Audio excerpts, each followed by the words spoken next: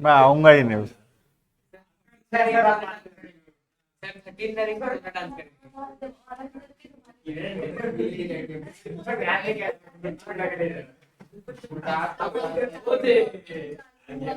बाप रे, कौन आया है देखो, हाथी हैप्पी से। लेकिन ऑनलाइन वाले ऑडियो वीडियो चेक करो। हो गया चालू हो गया, निकालो बुक कॉपी।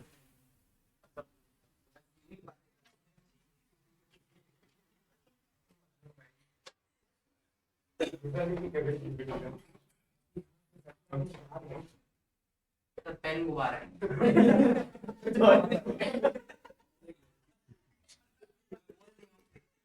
ठीक,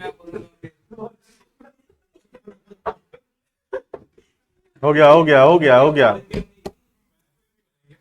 पूरे वो जो एक कुत्ता का पूंछ नहीं होता है, पूरा वो हालत है। कुछ भी कर लो टेढ़ा का टेढ़ा ही रहे। हाँ। ठीक है, चलो देखना, ये वाला एक क्वेश्चन होमवर्क था, इसका पहले एक बार आंसर डिस्कस कर लेते हैं, उसके बाद फिर आगे बढ़ेंगे। ठीक है, सबसे पहला इसका जो आंसर है, एक तो है डेप्रिसिएशन लेजर का तो कभी बैलेंस आएगा ही नहीं। ठीक है, दो चीज आंसर चेक कर लेना। सबसे पहला जो एसेट अकाउंट का क्लोजिंग बैलेंस होगा वो आ रहा होगा 5,80,000। ठीक है, ये 5,80,000 कैसे आ रहा है? इसमें दो एसेट है, एक बेच दिए हैं, दो एसेट है M2 एंड M3, दो एसेट है इसमें। मैं तो डिटेल बता रहा हूं और फर्दर एनालिसिस के लिए। ठीक है, तो दो एसेट है यहाँ पर M2 M3। एक एसेट उसमें से जो M2 है, ठीक है, वो 2 लाख का खरीदा गया था, वो 10,000 उस पर डेप्रिसिएशन होकर उसका वैल्यू अभी बचा हुआ है 1,90,000। ठीक है, और एक एसेट हमारे पास M3 जो कि खरीदा गया था 4 लाख में, उस पे भी 10,000 का डेप्रिसिएशन हुआ है अभी तक, और उसका वैल्यू बचा है 390। हाँ, इस हिसाब से दोनों को अगर हम जोड़ेंगे तो जो आंसर है वो आ रहा होगा 5,80,000। समझ में आ रहा है कैसे? उसका डिटेल बता दिया। 580 क्यों आ रहा होगा? जब मैं बताया कि 580 सही आंसर है, तब मैं पूरा लेजर नहीं बनाया स्टार्टिंग से। एसेट अकाउंट को स्टार्टिंग से एंड तक बना के चेक करना जरूरी नहीं है, हम डायरेक्टली भी चेक कर सकते हैं कौन कौन सा एसेट बच गया है और वो एसेट कितना में खरीदे थे और उस पर कितना डिप्रिसिएशन हुआ है। वैसे करने से भी आंसर आ जाता है। ठीक है, तो 2 लाख का एसेट 10,000 डिप्रिशिएट हुआ है खाली एक बार, तो इसका वैल्यू 190। और एक एसेट है हमारे पास 4 लाख का जो कि एक बार डिप्रिशिएट हुआ है सिर्फ 10,000, इसका वैल्यू है 390। तो 190 प्लस 390, द आंसर इज 580। ठीक है, तो एसेट अकाउंट का क्लोजिंग बैलेंस आ रहा होगा 5,80,000। ठीक है, उसके अलावा एक एसेट हम बेचे हैं M1। ठीक है, इसमें हमको नुकसान हो रहा है शायद 75,000 का। चेक कर लेते हैं एक बार। एसेट खरीदा गया था 5 लाख में। ठीक है, एसेट खरीदा गया था 5 लाख में, इसमें 2 बार डेप्रिसिएशन लगा है। एक बार लगा 1/7 से लेकर 31 मार्च, 9 महीना का डेप्रिसिएशन लगा एक बार। ठीक है, और दूसरी बार इस पे डेप्रिसिएशन लगा है, ठीक है, 1/4 से लेकर 1/10 तक। M1 कब बिका है? 1/10 को, तो उस दिन तक का डेप्रिसिएशन लगा। सॉरी, 1/1 को ना, तो इसमें भी 9 महीना का लगाए होगे ना, तो दोनों बार 9 महीना का लगा रखे होगे। ठीक है, एक बार 1/7 से 31 3 9 महीना का, और एक बार 1/4 से 1/1 वो भी 9 महीना का। तो 2 बार 9 महीना का डिप्रेशन लगाओगे तो 5 लाख पे 10% 9 महीना 37,500 है ना, 37,500 आया। तो 2 बार 37,500 अगर वैल्यू कम होगा तो ये एसेट का वैल्यू बचा होगा 4,25,000। ठीक है, 5 लाख का एसेट था, 2 बार 37,500 कम होके 4,25,000 बचा है। अब 4,25,000 का एसेट हम लोग 3.5 लाख में बेच दिए, तो आंसर सही था कि यहाँ पर लॉस आ रहा होगा 75। क्लियर है? ठीक है, तो देखना एक बार अब तक क्या पढ़े हैं, एक बार थोड़ा सा समराइज कर लेते हैं। अभी आधा भी नहीं हुआ। दो मेथड है, एक है SLM, ठीक है, दूसरा है WDV। हम WDV तक तो अभी गए भी नहीं है, हम SLM में हैं। SLM के अंदर दो तरीका है, एक है कि डेप्रिसिएशन को एसेट में ही चार्ज कर रहे हैं, एंट्री हो रहा है डेप्रिसिएशन का, depreciation account debited to asset account, और एक दूसरा तरीका भी है डेप्रिसिएशन को रिकॉर्ड करने का। आज हम वो वाला तरीका पढ़ेंगे। वो पढ़ने से क्या होगा, SLM कंप्लीट होगा, उसके बाद फिर जाएंगे WDV में। WDV में दोनों तरीका सेम है, अरे WDV कैसे निकलता है डेप्रिसिएशन वो देखना है। तो WDV में ज्यादा नहीं, एक ही क्लास में हो जाएगा ये, ठीक है। जो टाइम लगेगा इसमें लगेगा, इसका सेकेंड मेथड है, ठीक है। लिखना, हेडिंग करना,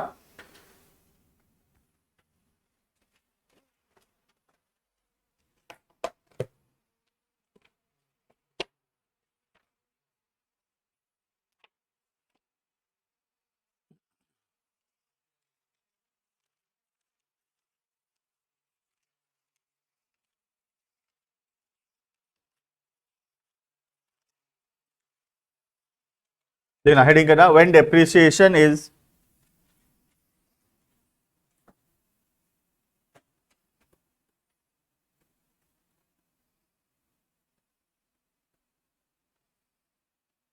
credited to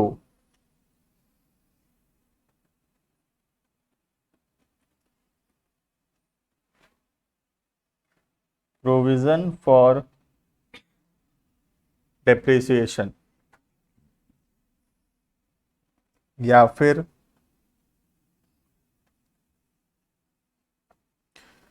accumulated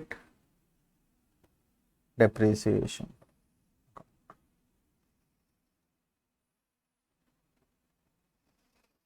when depreciation is credited to provision for depreciation या फिर accumulated depreciation, ठीक है।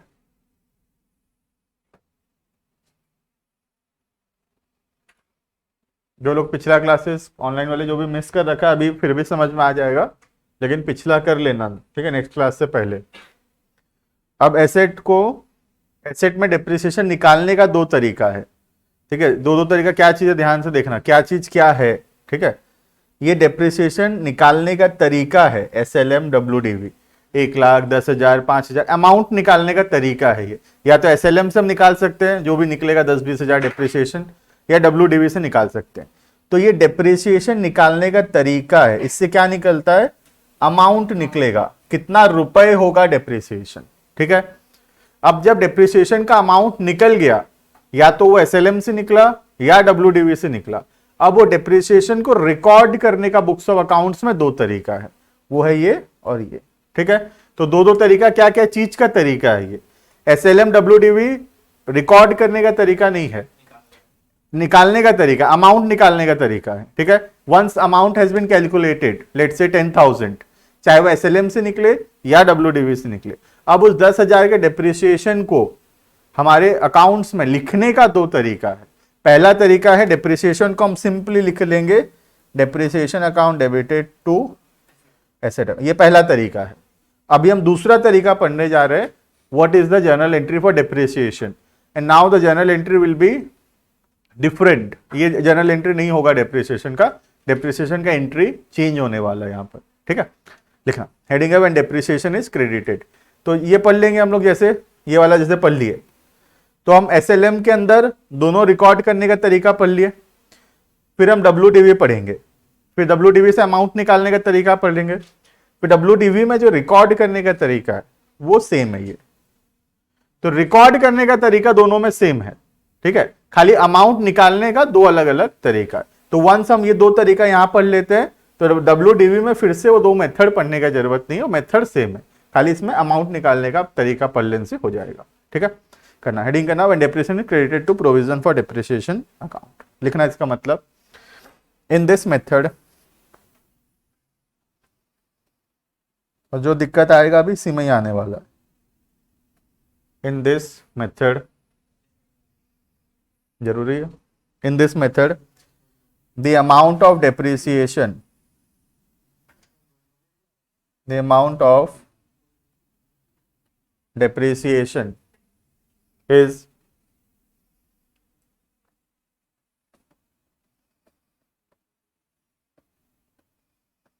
Not charged to asset account. Depreciation को हम एसेट में क्रेडिट नहीं करेंगे, मतलब journal entry depreciation to asset नहीं होगा। विदिशा कुछ नहीं पढ़े अभी तक, होमवर्क का क्वेश्चन कर रहे थे और उसके बाद ये पहला हेडिंग किए हैं, ठीक है। In this method the amount of depreciation is not charge to asset account but credited to a separate account, but credited to a separate account which is known as, वो अकाउंट का नाम है provision for depreciation.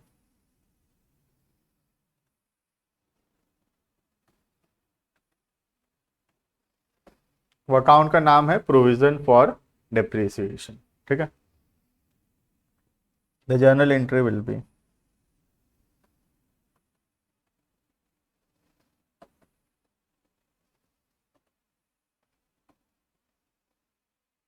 the journal entry will be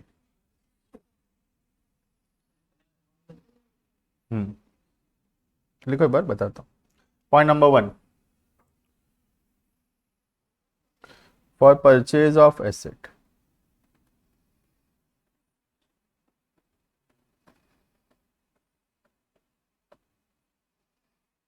ठीक है। Asset खरीदने का क्या entry होगा, तो यहां पर एसेट खरीदने के कोई एंट्री में चेंजेस नहीं है, वही एंट्री है asset account debited to cash account, ठीक है।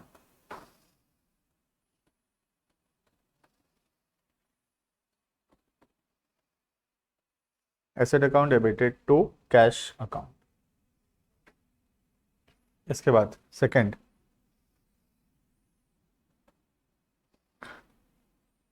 फॉर चार्जिंग डेप्रिसिएशन,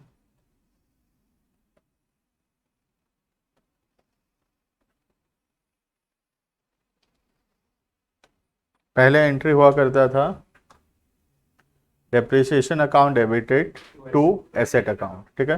यहां पर इस एंट्री में चेंज है, यहां एंट्री है depreciation account debited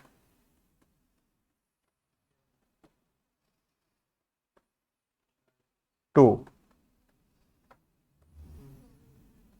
provision for depreciation,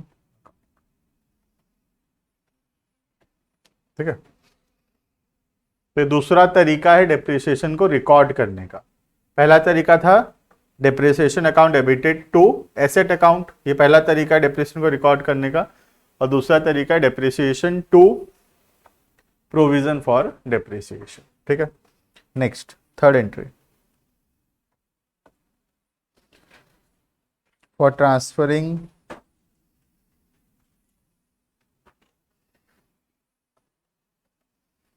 depreciation to PL,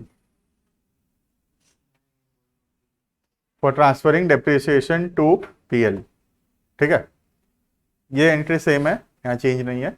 the entry is profit and loss account debited to depreciation, ठीक है।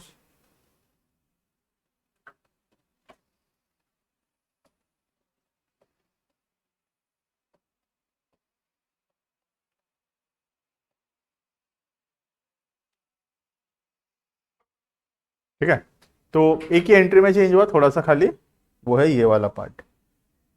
यहाँ पे टू एसेट होता था, बस वही चेंज होके हुआ है टू प्रोविजन फॉर डेप्रिसिएशन। मतलब बता दूंगा क्या होता है क्वेश्चन करने से, ठीक है।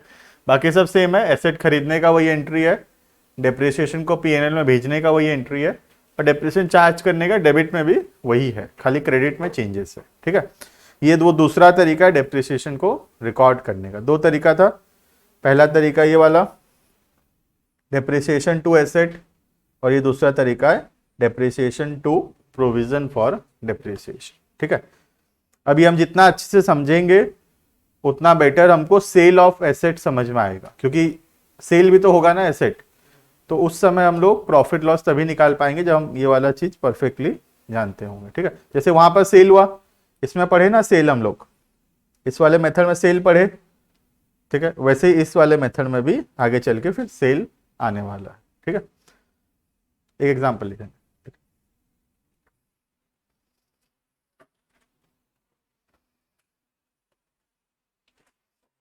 ठीक ना, example, on 1st April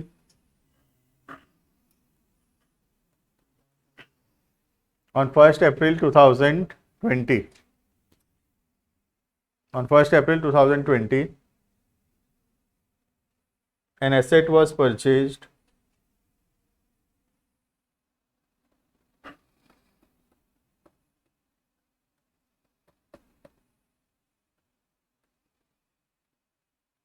for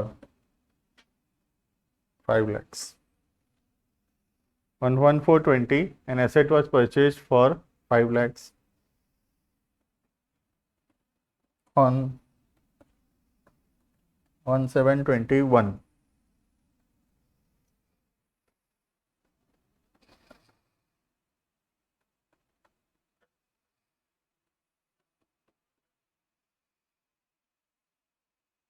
another asset was purchased for 3 lakhs.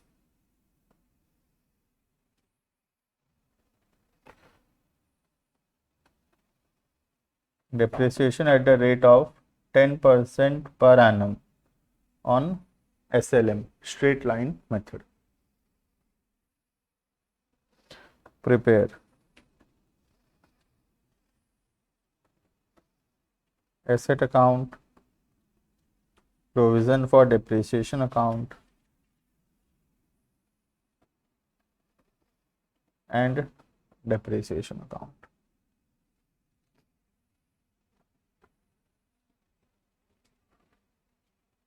ठीक है, तो पहले क्या हो रहा था, खाली दो अकाउंट बनता था, एक एसेट अकाउंट और दूसरा डेप्रिसिएशन अकाउंट। ठीक है, इस बार बोला एक और नया अकाउंट बनाने, नाम है उसका provision for depreciation. That simply means कि हमको इसको, इस क्वेश्चन को सेकेंड मेथड से करना पड़ेगा, क्योंकि PFD, provision for depreciation, word कब आता है, जब हम दूसरा मेथड फॉलो करते हैं। ठीक है, तो हम 3 अकाउंट बनाएंगे, उससे पहले नंबर लाइन बनाएंगे, पहले नंबर लाइन फिर 3 अकाउंट। ठीक है, बनाना number line, year end mark करना नंबर लाइन बनाकर।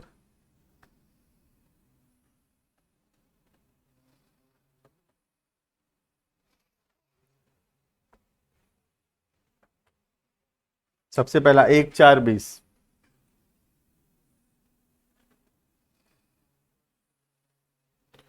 ठीक है, 1/4/2020, 5 लाख का एसेट खरीदे।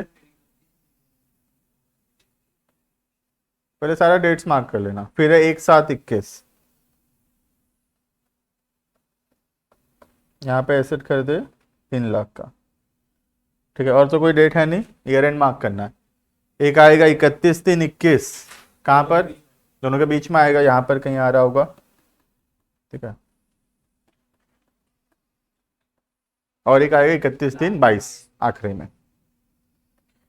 अभी तक तो समझ आ ही गया होगा कि ईयर एंड अगर गलत मार्क हो गया तो सब गलत है, उसके बाद तो आंसर। ठीक है, तो 31/3/21 और 31/3/22। ठीक है, स्टार्ट करेंगे। इजी है क्वेश्चन बहुत, बस तरीका दूसरा वाला फॉलो करना है। डेप्रिसिएशन का एंट्री होगा depreciation to provision for depreciation. ठीक है, स्टार्ट करना है। 3 अकाउंट बनाना है, टी फॉर्मेट में छोटा छोटा अकाउंट बनाना है, 6-7 लाइन के अंदर का। ठीक है,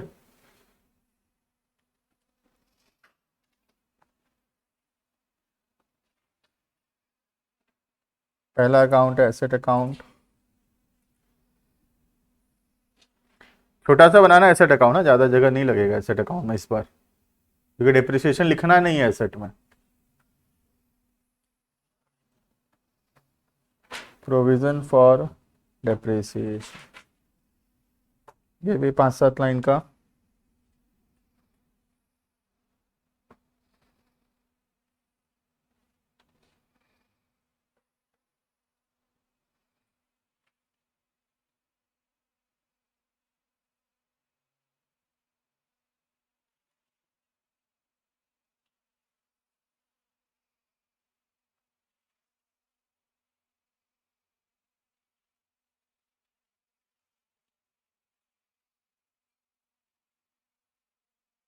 देखें, स्टार्ट करें। सबसे पहला सीरियल यहां से एसेट खरीदे, इसमें तो कोई चेंज है नहीं, एसेट खरीदने का एंट्री में एसेट टू कैश, एसेट में लिखेंगे टू कैश 1/4।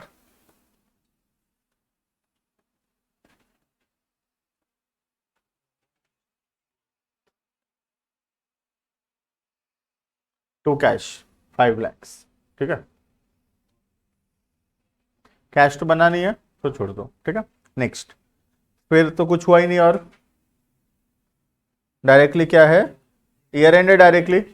ईयर एंड में 3 चीज, डेप्रिसिएशन लगाना है, डेप्रिसिएशन को पीएनएल में भेजना है, कैरेट डाउन ब्रॉट डाउन करना, ठीक है। सबसे पहला डेप्रिसिएशन लगाना है। इस बार डेप्रिसिएशन का एंट्री अलग है, पहले था एंट्री डेप्रिसिएशन टू एसेट, अब एंट्री है depreciation to provision for depreciation, ठीक है। तो डेप्रिसिएशन में क्या आएगा, टू प्रोविजन फॉर डेप्रिसिएशन लिखना, डेट 31 तारीख लिखना, 31/3/21। तो शॉर्ट लिख सकते हो पीएफडी, ठीक है। एग्जाम में भी लिख सकते हैं पीएफडी, ठीक है। टू पीएफडी कितना हो रहा है ये, 50,000, ठीक है। और पीएफडी में भी आएगा, लेजर पोस्टिंग में पीएफडी में आएगा बाय डेप्रिसिएशन, लिखो पीएफडी में।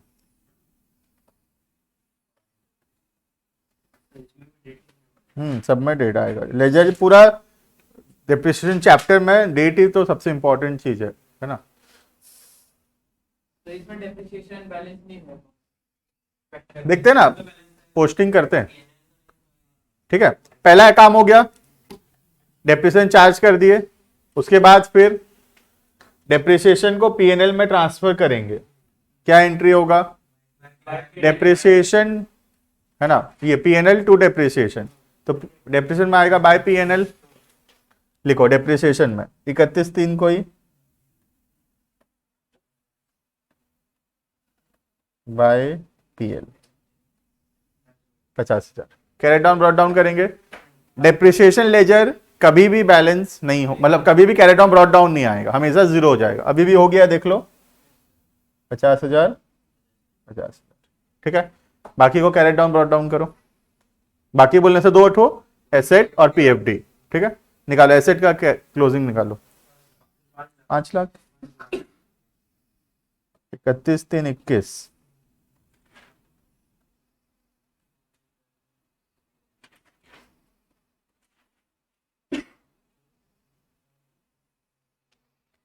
बाय बैलेंस कैरेट डाउन, ठीक है। और यहाँ 1/4/21,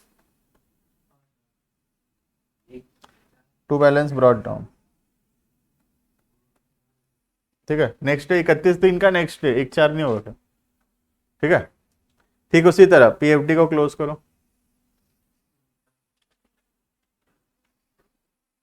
टू बैलेंस कैरेट डाउन करना,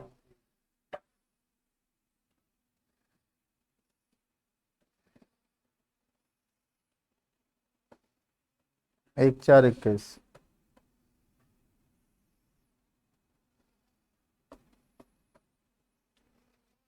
बैलेंस ब्रॉट डाउन 50,000, ठीक है।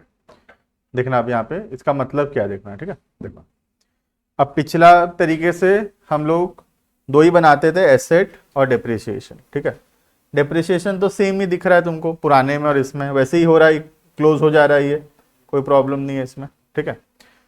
पिछला मेथड में क्या होता था, एसेट का जो डेप्रिसिएशन है, देखना यहाँ पे, ठीक है, ध्यान से, एसेट का जो डेप्रिसिएशन है यहीं पर लिख देते थे बाय डेप्रिसिएशन 50,000, और ये बैलेंस कितना आ जाता था, 4,50,000।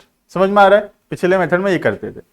अब इस मेथड में क्या कर रहे हैं, एसेट का जो वैल्यू है उसको अलग लिख रहे हैं और उसके डेप्रिसिएशन को अलग लिख रहे हैं, और कुछ नहीं कर रहे, इतना ही कर रहे हैं। पहले क्या करते थे, डेप्रिसिएशन को एसेट से माइनस करके एसेट का बाकी जो बचा हुआ बैलेंस है उसको लिख देते थे, 5 लाख माइनस 50,000, 4.5 लाख लिख देते थे एसेट का value.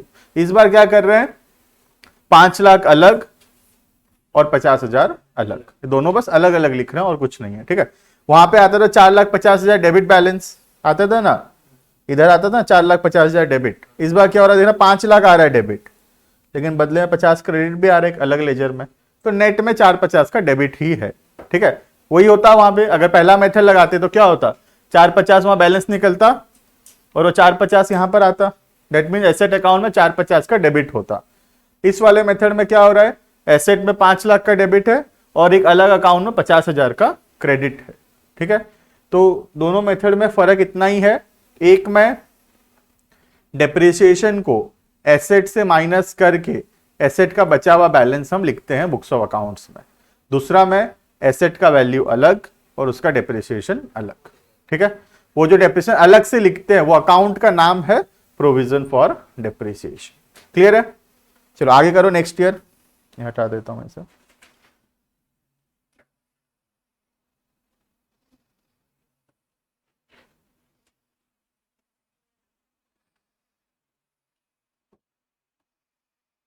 Next year, second year,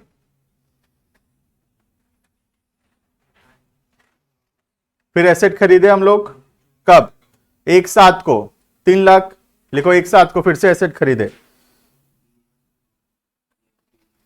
एक साथ 21, टू कैश 3 लाख। ठीक है इतना, इसके बाद और तो कुछ है ही नहीं इसमें, सीधा हम लोग पहुंचे ईयर एंड में। ईयर एंड में आ गए, ईयर एंड में 3, सबसे पहला डेप्रिसिएशन लगाओ, डेप्रिसिएशन बताओ कितना,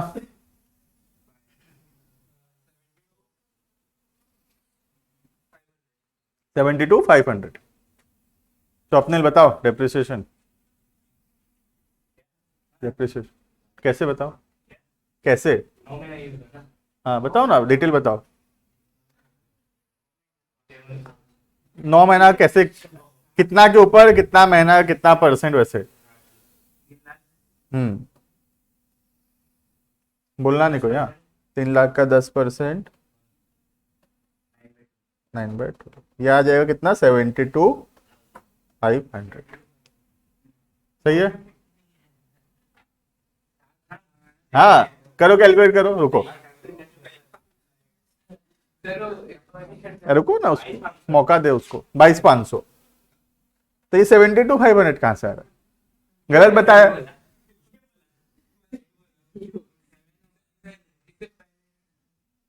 जो कोई गांव में बोल दिया सुन लो और चलो बोल दो आगे, कुछ मतलब नहीं कैसे आया है, 22,500 आ रहा है, हाँ लेकिन आंसर 72,500 है। बताओ ऋषिकेश, जो पुराना एसेट है 5 लाख का, उसका 10%, वो पूरा एक साल यूज हुआ है कि नहीं,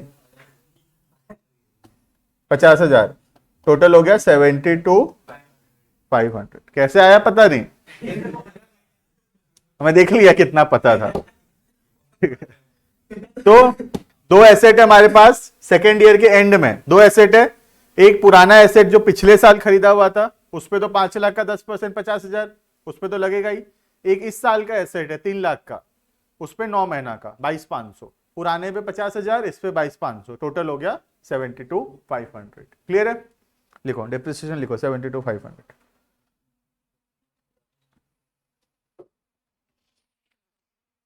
entry depreciation to provision for depreciation. ठीक है, तो डेप्रिसिएशन में आएगा to provision for depreciation 31/3/22,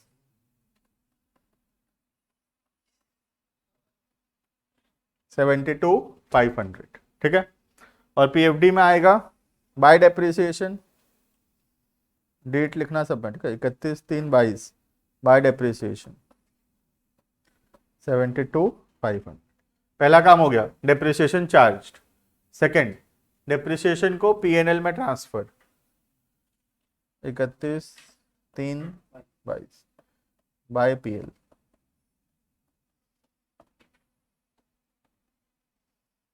close, ये वाला लेजर तो क्लोज रहेगा। ठीक है, कैरेट डाउन ब्रॉट डाउन करना है बाकी। ठीक है, 8 लाख कैरेट डाउन,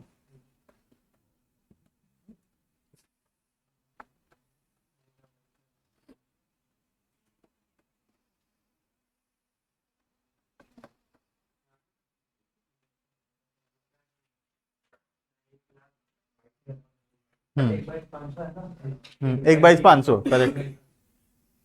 ठीक है, तो एसेट का बैलेंस हो गया 8 लाख। ठीक है, और ये वाला लेजर का, पीएफडी लेजर का बैलेंस 31/3/22।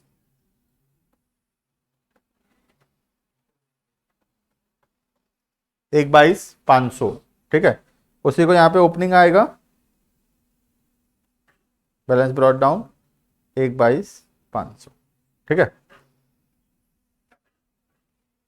लेकिन इसका मतलब क्या है? ठीक है, पिछले मेथड से अगर हम करते तो एसेट अकाउंट में डायरेक्टली बैलेंस आ जाता। ठीक है, इस वाला मेथड का मतलब क्या है, हमारे पास जो टोटल एसेट हम खरीदे हैं अभी तक, जो हमारे पास है अभी, उसका वैल्यू कितना है? 8 लाख। तो 8 लाख में उसको खरीदा गया था। ठीक है, और आज तक उस पर जो डेप्रिसिएशन हो चुका है वो है 1,22,500। ठीक है, तो रियलिटी में अगर बोलेंगे कि एसेट का वैल्यू कितना है, डेट विल बी 6,77,500। ठीक है, अगर पहला मेथड से हम करते तो एसेट अकाउंट में डायरेक्टली बैलेंस आ जाता 6,77,500, क्योंकि डेप्रिसिएशन को हम यहां लिख देते, यहां पर लिख देते ना डेप्रिसिएशन को। पहला साल में लिखते 50,000, सेकेंड ईयर में लिखते 72,500। अपने आप बैलेंस 8 लाख की जगह कितना आता? 6,77,500। ठीक है, तो पहला मेथड में डेप्रिसिएशन माइनस होकर डायरेक्टली एसेट का वैल्यू आ जाता है, और दूसरे मेथड में एसेट का कॉस्ट प्राइस अलग जगह है और उसका अब तक का डेप्रिसिएशन अलग जगह है। अगर हमको उसका आज का वैल्यू निकालना है तो एसेट का वैल्यू 8 लाख, आज तक का डेप्रिसिएशन 1/500, दोनों को माइनस करेंगे तो जो आंसर आएगा 6,77,500, वो है एसेट का आज का वैल्यू। समझ में आ रहा है? ठीक है, अभी जो 6,77,500 है, इसमें कितना एसेट है? 2 एसेट है, M1 M2। जो M1 है इसमें से वो 5 लाख का खरीदा गया था, 2 बार डेप्रिशिएट हो चुका 50-50 हजार करके, तो 1 लाख इसका वैल्यू कम हो गया, तो इसका वैल्यू कितना है? 4 लाख। ठीक है, और एक एसेट है हमारे पास M2 जो 3 लाख में खरीदा गया था, इस साल इसका वैल्यू आया है 22,500।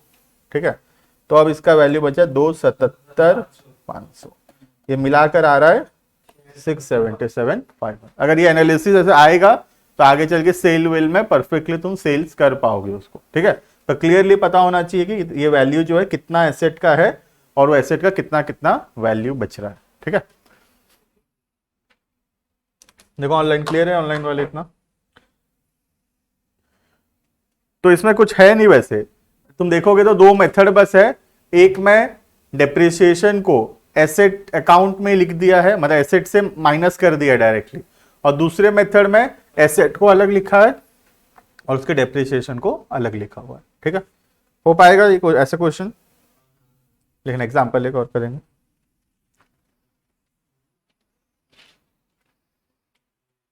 सेल में नेक्स्ट क्लास में पहुंचेंगे। ठीक है, लिखना एग्जांपल ऑन 1/7/2021। वही तो एक सीखने का बात है ना, बाकी तो आसान है बहुत। On 1/7/2021 an asset was purchased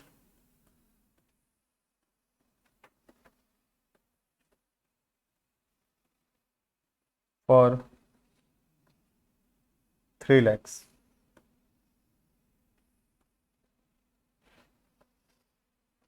An asset was purchased for 3 lakhs. On 1/10/2022,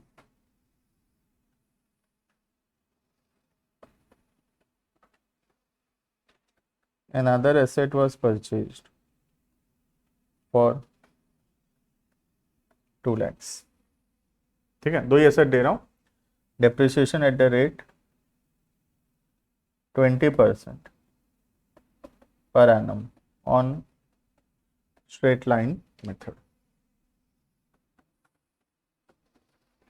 Prepare asset account and PFD account। Depreciation बनाने नहीं बोला है, तुम्हारी मर्जी है, तुम डिप्रेशन बनाना चाहो तो बना सकते हो, या बिना डिप्रिसिएशन भी हम कर सकते हैं। क्यों बनाना है डिप्रिसिएशन जब बोला नहीं है तो? फिर बहुत सारे बुक में क्वेश्चन में डिप्रिसिएशन लेजर नहीं बोला है बनाने, ठीक है। तो हमको आना चाहिए कि डिप्रिसिएशन फालतू में हर समय बनाना जरूरी नहीं है। एसेट और पीएफडी, ठीक है। बनाओ पहले नंबर लाइन।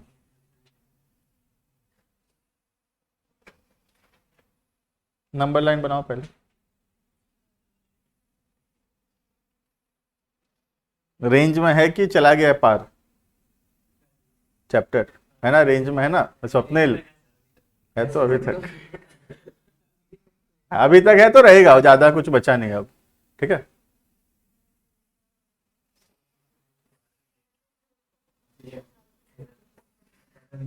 एक बार तो रेस्ट पार नंबर लाइन सबसे पहला 1/7/21 मार्क करना है 1/7/21, ठीक है। उसके बाद और एक डेट है 1/10/22। ईयर एंड कहाँ कहाँ आ रहा है देखो, एक यहाँ आ रहा है और एक आखिरी वाला यहाँ पे आ रहा है, ठीक है। ये वाला हमेशा ध्यान से करना, ठीक है। 31/3/22, 31/3/23, ठीक है। स्टार्ट करना है asset account and PFD account.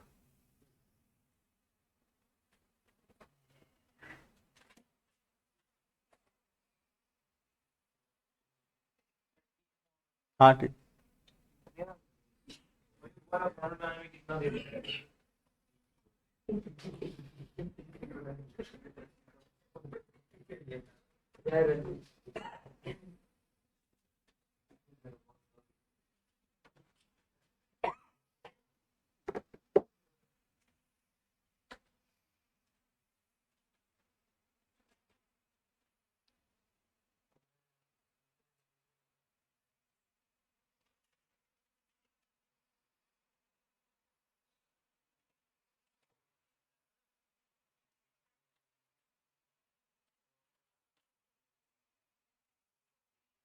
सबसे पहला एसेट अकाउंट, ठीक है।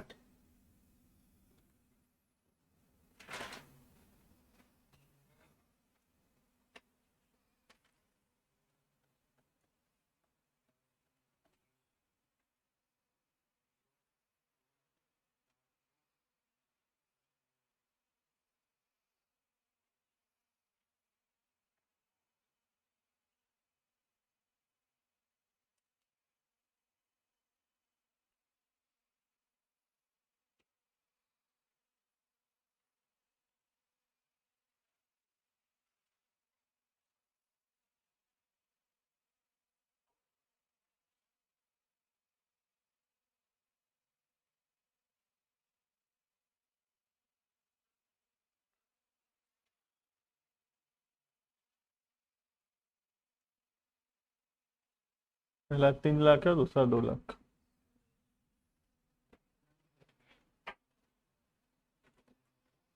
डिप्रेशन रेट ध्यान से 20% है, 20% पर एनम ऑन स्ट्रेट लाइन।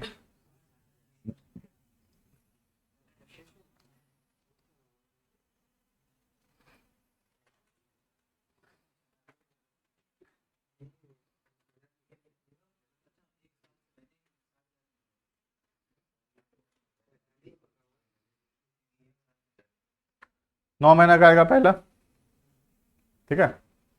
1/7 से लेके 31/3 तक 9 महीना हो रहा है। 3 लाख पे 20% 9 महीना के लिए कितना आ रहा है? 45। एंट्री क्या होगा डेप्रिसिएशन का?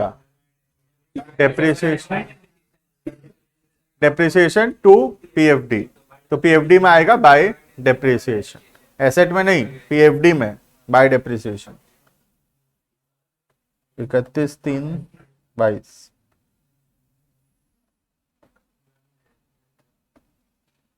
बाय डेप्रिसिएशन 45,000, ठीक है। उसके बाद नेक्स्ट डेप्रिसिएशन को पीएनएल में भेजेंगे, उसका तो एंट्री यहां करना नहीं, और डेप्रिसिएशन लेजर में होगा, कैरेट डाउन ब्रॉट डाउन करना है।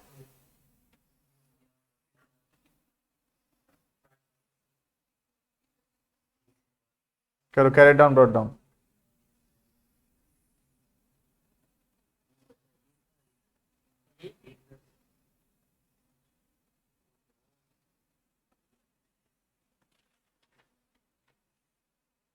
Balance carried down 3 lakh.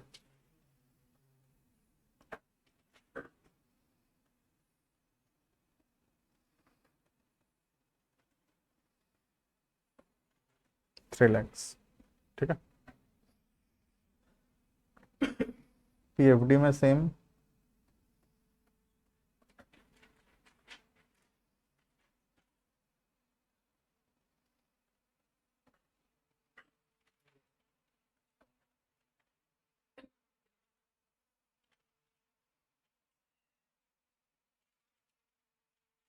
ठीक है। फिर एसेट खरीदे 1,10 को फिर से,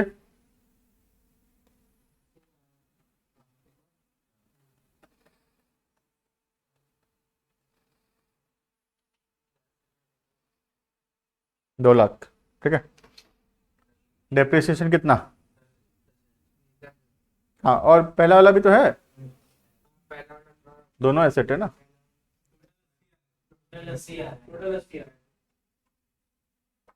हम्म 10,000 कैसे? 20,000 ना, 20% है, 10% नहीं है, ठीक है। तो पहला तो 3 लाख पे 20% तो 60,000 हो, तो क्या डाउट है उसमें? पुराना एसेट है वो तो 60,000 होगा ही। जो हाँ वो तो 1 साल का ही, ये जो नया एसेट है 6 महीना का है ना। तो 2 लाख पे 20%, 6/12, 20,000, 60 और 20, 80,000 टोटल डेप्रिसिएशन।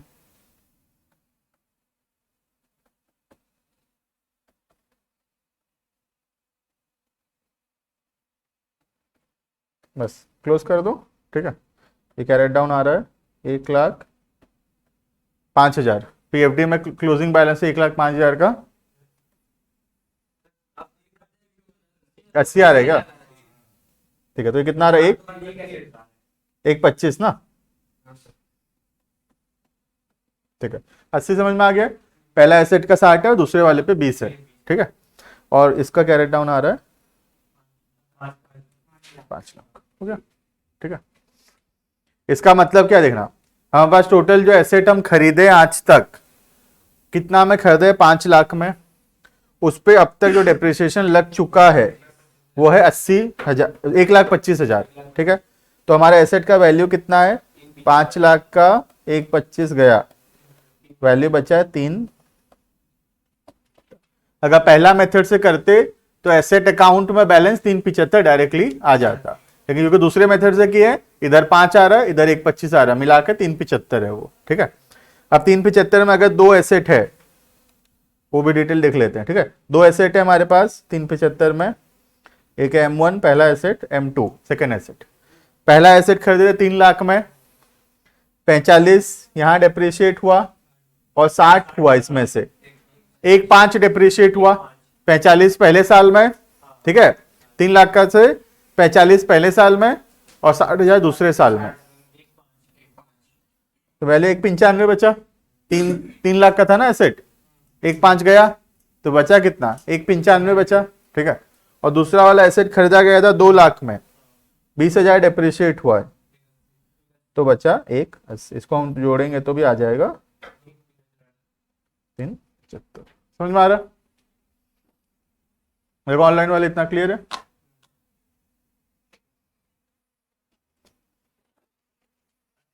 ठीक है ना, होमवर्क लिखना।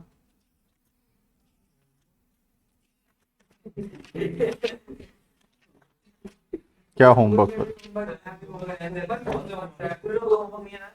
नहीं, हो स्कूल में नहीं है।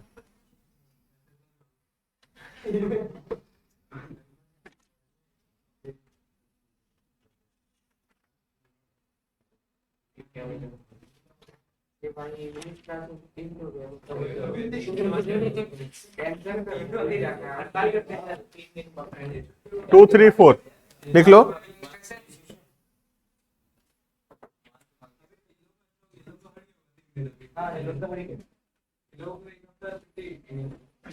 इलस्ट्रेशन 2, 3, 4 ये होमवर्क है, ठीक है। बाकी कंटिन्यू करेंगे नेक्स्ट क्लास, ठीक है।